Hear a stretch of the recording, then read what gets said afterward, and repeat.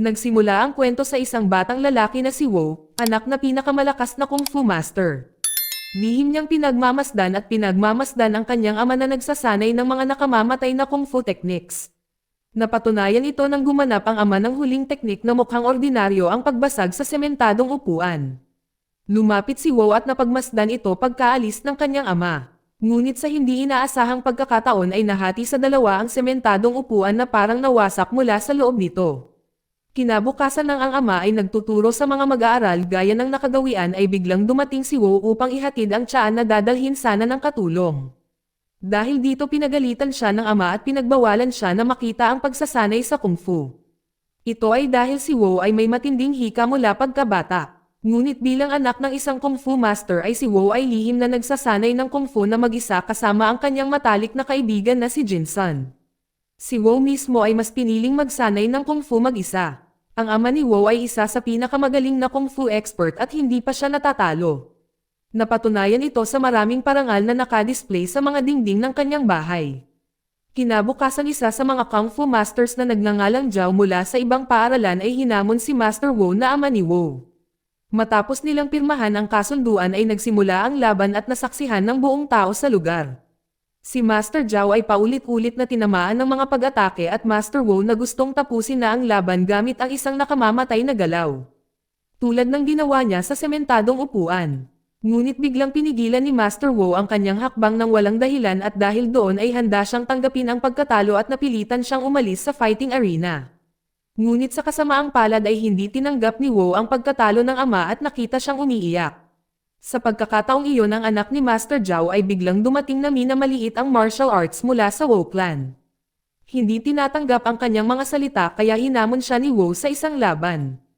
Sa kasamaang palad si Wo na mahina ay madaling natalo. Si Jinsun na kanyang kaibigan ay tinulungan siya. Mula noon nangako si Wo na hindi na siya magpapatalo. Pag-uwi niya na nahuli na nag-aaway ng kanyang ama ay paparusahan na siya. Pero buti na lang dumating ang ina ni Wo at tinulungan siya. Maya-maya palihim na nagpunta si Wo upang nakawin ang pangunahing aklat ng kung fu ng paaralan. At pagkatapos ay hiniling kay Jinsun na kopyahin ito kaagad.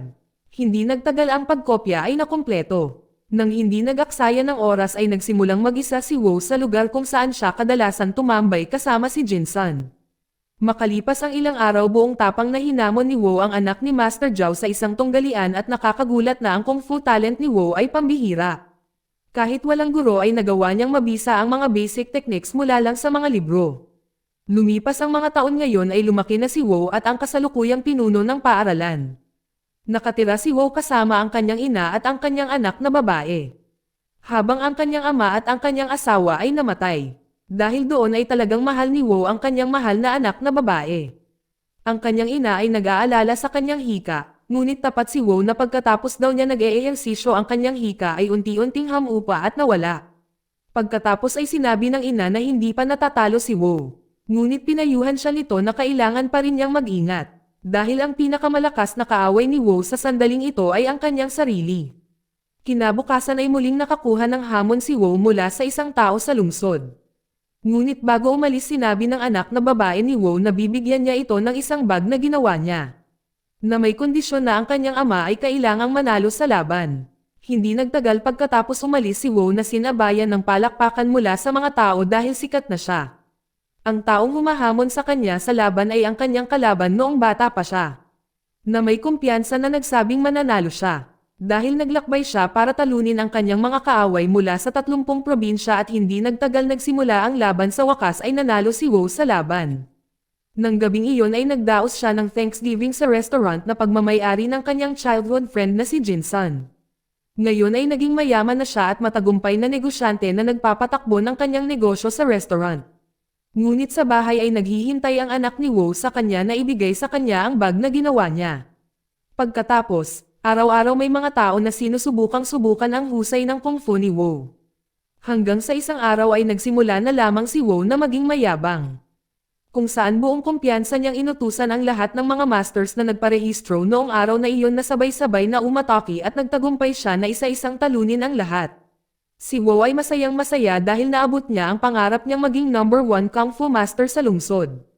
Habang nasa bahay ang mag-ina ni Wo ay palaging naghihintay sa kanya na ngayon ay madalas na late sa hapunan.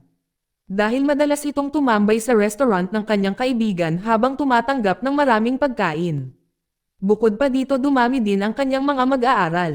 Ngunit sa hindi inaasahang pagkakataon ay may isang misteryosong lalaki na biglang bumulong kay Wo na nagsasabing hindi pa siya ganap na naging kampyon.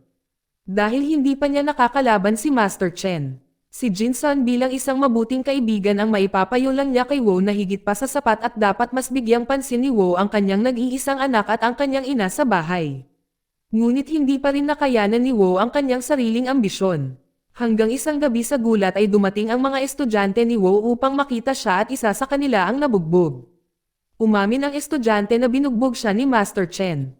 Pagkarinig nito ay agad nagalit si Wo at agad na pumunta kay Master Chen na nagkataong nagdiriwang ng kanyang kaarawan sa restaurant ni Jinsun. Nang gabing iyon nang hindi gaanong nag-usap ay agad na hinamon ni Wo si Master Chen na makipag-away at pumirma ng consent letter. Kahit na hiniling ni Jinsun kay Wo na huminto na. Nang matigas ang ulo ayaw ni Wo na marinig ang kanyang matalik na kaibigan. Kaya pinili ni Jinsun na tapusin ang pakikipagkaibigan nila ni Wo at sa wakas ang tunggalian sa pagitan nila ay hindi maiiwasan. Sa huli ay nanalo si Wo sa tunggalian gamit ang kanyang deadly blow technique. Ngunit sa mga oras na iyon ang isa sa mga adopted son ni Master Chin ay mukhang galit na galit at may kakaibang puot. Kaya kinabukasan ng madaling araw ng si Wo ay malumanay na naglalakad sa labas ng kanyang bahay ay ipinaalam sa kanya ni Jinsun na namatay si Master Chin. Dahil sa kanyang nakamamatay at hindi makontrol ng mga kamao. Ngunit hindi ito ang pinakamasamang balita. Nang bumalik si Wo sa kanyang bahay ay natagpuan niya ang kanyang ina na nakahiga sa dugo. Kasabay nito ay naalala ni Wo ang kanyang anak na babae at ang kalagayan niya ay ang pareho. Ang anak ni Wo ay namatay na hawak ang bag ng mga barya na hindi pa niya naibigay sa kanyang ama. Doon naghalo ang damdamin ni Wo at nahulog siya sa matinding kalungkutan. Napuno ng galit ay agad siyang nagtungo sa paaralan ni Master Chin. Doon ang ampon ni Master Chin ay inamin na siya ang pumatay sa pamilya ni Wo. Gusto ni Wo na maghiganti at ngayon ay ang asawa at anak na lang ni Master Chin ang naiwan. Pero salamat sa Diyos na may habag pa rin si Wo sa puso niya kaya sa wakas ay isinuko na niya ang kanyang intensyon na tapusin sila. Pero nang paglabas ni Wo ay nilapitan siya ng kanyang mga estudyante at tinanong nila ang isa sa mga nasaktan na mag-aaralan na magsabi ng totoo. Nabunyag na ang dahilan kung bakit siya binugbog ni Master Chin ay dahil noong lasing siya, ay inabuso at nilalait niya ang asawa ni Master Chin. Alam ng mga estudyante ni Wo ang pangyayari, ngunit sa halip ay pinili nilang manahimik at sadyang hindi sinabihan si Wo ng totoo. Dahil gusto nilang makipag-away ang kanilang guro kay Master Chin, nang marinig na si Wo na nasa pinakamababang punto ay nakangiti lang na parang baliw habang naglalakad paalis sa lungsod. Sumakay si Wo sa isang merchant ship na dinadala siya sa kung saan. Dahil hindi siya makabayad ay ibinaba siya sa isang nayon na hindi niya alam kung saan siya at mukhang baliw na nagugutom.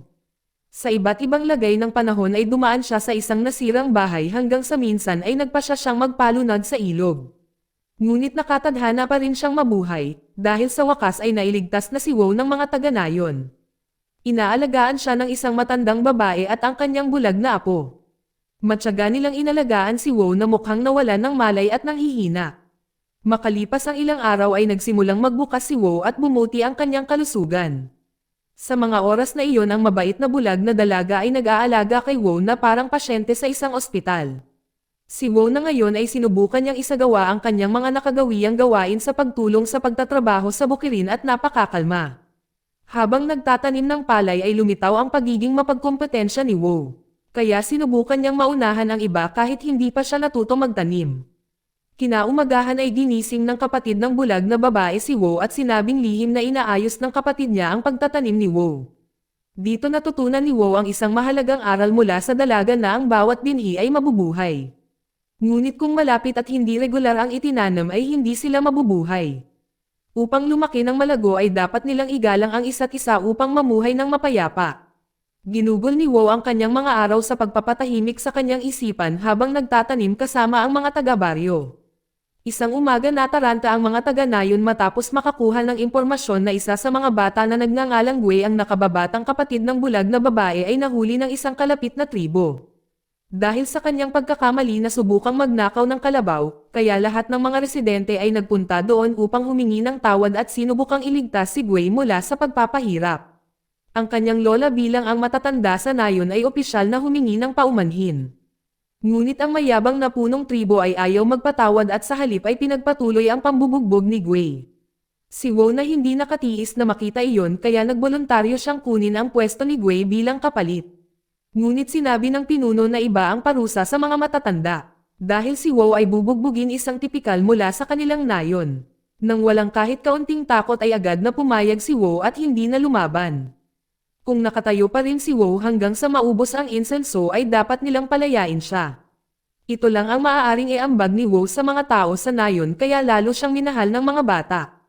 Habang patuloy ang mga araw na alala muli ni Wu ang nakaraan ang kanyang anak habang hawak niya ang regalo mula sa kanyang anak na hindi pa niya ito nabigyan. Kinabukasan ay nagpaalam si Wu dahil gusto niyang bumalik sa lungsod na ito at balak niyang bisitahin ang kanyang pamilya sa libingan. Gayunpaman nangako siya na pagkatapos ng kanyang gawain ay babalik siya upang makita ang dalaga at ang kanyang lola sa nayon. Maya-maya lang ay dumating si Wu sa kanyang lugar na ngayon ay nagbago ng husto. Noong taong iyon ang iba't ibang bansa sa mundo ay nagsimulang pumasok sa China at isa sa mga lungsod kung saan nagmula si Wu. At ngayon ay kontrolado na ito sa politika at ekonomiya ng mga dayuhang bansa. Bumalik si Wu sa kanyang bahay at ang kanyang katulong sa bahay ang pinakatapat mula noong ay nandyan pa. Nagsimulang magmuni-muni si Wu sa lahat ng nangyari hanggang ngayon at buong kumpiyansa niyang sinunog ang lahat ng charter sa kanyang pagkapanalo noong siya ay kampyon. Ito ang kanyang patunay ng kanyang kamalayan sa kung ano talaga ang Kung Fu. Nang dumalaw siya sa puntod ng kanyang mga magulang naalala ni Wu ang isang sandali na tiniis ng kanyang ama ang kanyang huling hagupit na maaaring makasire sa ulo ng kanyang kalaban. At matapos ang lahat ng kanyang pagninilay-nilay sa mga huling taon ay sa wakas ay napagtanto niya na ang kanyang yumaong ama ang tunay na kampyon. Kinabukasan ay pumunta si Wu sa lugar ni Master Qin para humingi ng tawad sa asawa at anak ni Master Qin. Pati na rin ang kanyang huling paggalang sa yumaong si Master Qin. Noong hapong iyon ay naglibot siya sa lungsod upang makita ang bagong sitwasyon. Isang beses nang bumili si Wu ng isang pahayagan.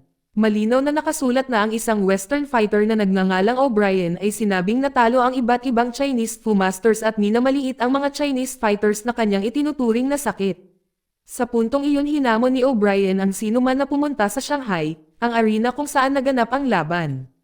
Dahil walang sapat na pondo si Wu para pumunta doon bumalik siya upang makipagkita sa kanyang dating kaibigan upang humingi ng tulong. Gayunpaman si Jinsun na nakaramdam ng pagkadismaya kay Wu ay tumanggi siyang tulungan. Hanggang sa huli ay pinili ni Wu na umalis at iniwan ang pahayagan sa mesa ni Jinsun. Nang hindi inaasahan isang hapon ay biglang nakatanggap si Wu ng isang sulat na naglalaman ng isang sobre ng pera mula sa isang misteryosong tao. Nang hindi na hinintay pa ay dumiretso si Wu sa lokasyon upang makipaglaban. Ngunit nang palagdaan sa kanya ang consent letter ay sinabi ni Wu na sa pagkakataong ito ay gusto niyang lumaban ng marangal. Dahil ang kanyang intensyon ay hindi para maging mayabang kundi ang ibalik ang dignidad ng kanyang bansa. Na natapakan ng isang mayabang na mandirigma. Noong araw na iyon ay tila napakalaki ng lahat at masigasig sa pagtanggap kay Wu hanggang sa wakas ay nagsimula na ang laban. Ang tagumpay ni Wu ay naging pandaigdigang balita na nagpanumbalik ng pagmamalaki ng Chinese fighter. Si Jinsun na nakaalam ng pagkapanalo ni Wu sa mabuting paraan sa wakas ay piniling lumapit sa kanya. Dito nabunyag na ang misteryosong taong nagpadala ng pera kay Wu noong isang araw ay si Jinsun. Hindi lang iyon dito sinabi ni Jinsun na handa siyang tumulong sa magandang hangarin ni Wu sa pagtatatag ng Sports Federation. Si Jinsun ay isang taos-pusong kaibigan kaya pinansyal din niyang sinuportahan ang vision at mission ni Wu. Na makita ng mundo na ang Chinese martial arts bilang ang Kung Fu na puno ng etika at paggalang hindi isang brutal na martial arts. Nais ni Wu na gawing global sport ang Kung Fu na maaaring bumuo ng disiplina pareho physically at spiritually. Kaya sa tulong ni Jinsun economically ay naitayo muli ang Kung Fu School sa ilalim ng pangalan ng Qin Wu Athletic Association. Hindi nagtagal nagsimulang dumating ang mga estudyante at muling nagpakita ng sigla sa Chinese Kung Fu. Samantala sa ibang lugar ay pinag-uusapan ng mga dayuhang partido ang hindi nila pagsang-ayon sa pagkatalo ng kanilang mga fighter na naging dahilan ng malaking pagkatalo sa kanila.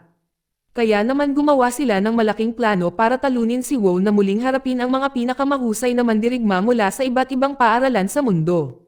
Kinabukasan ay dumating si Jin Sun kay Wu at nagsumbong na inihayag ng Japan sa publiko na lalaban sila kay Wu sa isang laban, 1 laban sa 4. Laban sa pinakamahusay na 4 na mandirigma mula sa iba't ibang estilo ng martial arts sa mundo na naglalayong patunayan na ang martial arts ng Chino ay karapat-dapat na pag-aralan sa buong mundo. Para sa ikabubuti ng federation na itinayo niya at para itaas ang dignidad ng bansa ay masayang pumayag si Wu. Ngunit bago siya makipagkompetensya ay hiniling ni Wu kay Jin Sun na mangako na kukunin niya ang federation na kanilang itinayo pagkatapos ng laban. Dahil babalik siya sa nayon, nangako si Wu na babalik siya doon. Dumating ang pinakahihintay na araw kung saan naging masigasig ang lahat. At napuno ang malaking gusali para manood ng pambihirang laban ni Wu at ng 4 na martial arts experts mula sa iba't ibang bansa. Hindi nagtagal matapos ang unang laban kung saan nilabanan ni Wu ang pinakamagaling na boxer mula sa England. Pangalawa ay nilabanan niya ang commander ng Belgian Cavalry na isang spear expert sa laban. Pangatlo ay nilabanan niya ang World Sword Champion mula sa France. Ang tatlong naunang mandirigma ay madaling natalo. Ngunit ang huling kalaban ni Wu ay isang samurai master expert sa Japanese karate. Sa pagring ng kampana na hudyat na magpapatuloy ang susunod na round. Mamaya at maglalaban sila gamit ang kanilang mga kamay. Nang mapagtanto na ang kanilang mga fighter ay matatalo ang dayuhang partido na ayaw ng mapahiya. Sa wakas ay gumawa ng pandaraya sa pamamagitan ng pagpapalit ng tasa ng tiyan ni Wu na kamamatay na lason na magpapapahina sa kanya. Nagsimula ang laban ay nakitang hindi maganda ang kondisyon ni Wu. Nagsimulang lumabo ang kanyang paningin at bigla siyang samuka ng itim na likido. Si Tanaka bilang isang sporty Japanese fighter na agad na pinahinto ang laban. Dahil siya hindi rin alam na may naglason kay Wu. Samantala sinabi ni Wu sa mga kasamahan niya na nalason siya. Isa sa mga estudyante ni Wu ay gusto ng paghihiganti pero pinayuhan siya ni Wu na ang paghihiganti ay magdadala lamang ng walang katapusang puot gaya ng naranasan niya noon. Bilang isang tunay na kaibigan gusto ni Jin Sun na dalhin si Wu sa hospital at hiniling na kalimutan na niya ang laban. Ngunit sa hindi inaasahang pagkakataon ay sinabi ni Wu kasama ang kanyang malaking kaluluwa na kung siya ay bumaba sa pwesto ngayon, ay patuloy na natatapakan ang martial arts ng kanyang bansa ng mga dayuhang bansa. Humingi rin ng paumanhin si Wu kay Jin Sun dahil ngayon lang niya napagtanto kung ano talaga ang ibig sabihin ng Kung Fu. Sa huli ay buong tapang na bumalik si Wu sa arena na namumutla ang mukha habang ang mga inchik ay tila patuloy na nag-aapoy sa kanilang sigasig na umalalay kay Wu hanggang sa wakas. Binalaan siya ni Tanaka na huwag ituloy ang laban. Ngunit gusto pa rin ni Wu na ipagpatuloy ang laban sa kanyang mahinang kalagayan. Habang patuloy ang laban at malinaw na tiniis niya ang sakit hanggang sa tuluyang tumama ang atake ni Tanaka sa kanyang lalamunan. Ngunit sa pagkakataong iyon ay ginamit ni Wu ang kanyang nakamamatay na kamao, tulad ng dating ginawa ng kanyang ama. Ngunit ngayon ay naintindihan na ni Wu ang ibig sabihin ng Kung Fu. Kaya bigla niyang pinigilan ang kanyang nakamamatay na atake at agad siyang napatumba. Ang dayuhang partido na kinakatawan ng isang Hapon na kasali rin sa pastahan ay tila sabik na pilitin ang hurado na Ayanunsyo ang nanalo. Ngunit sa hindi inaasahang pagkakataon ay agad siyang pinigilan ni Tanaka at saka sinabi kung sino ang tunay na nanalo sa buong mundo. Dahil sa ginawa ni Tanaka ay nagpanik at nagalit ang opisyal ng Hapon. Ngunit sinabi ni Tanaka na sa totoo lang ay siya ang natalo. Dahil hindi itinuloy ni Wu ang kanyang mga nakamamatay na kamao. Si Tanaka na patas ay napagtanto din na sila ay nanday sa pamamagitan ng pagkalason kay Wu. Kaya si Wu ay naging isang alamat sa Kung Fu at ang kanyang kabutihan ay nagtuturo na ang Chinese martial arts ay hindi talaga para sa pagmamataas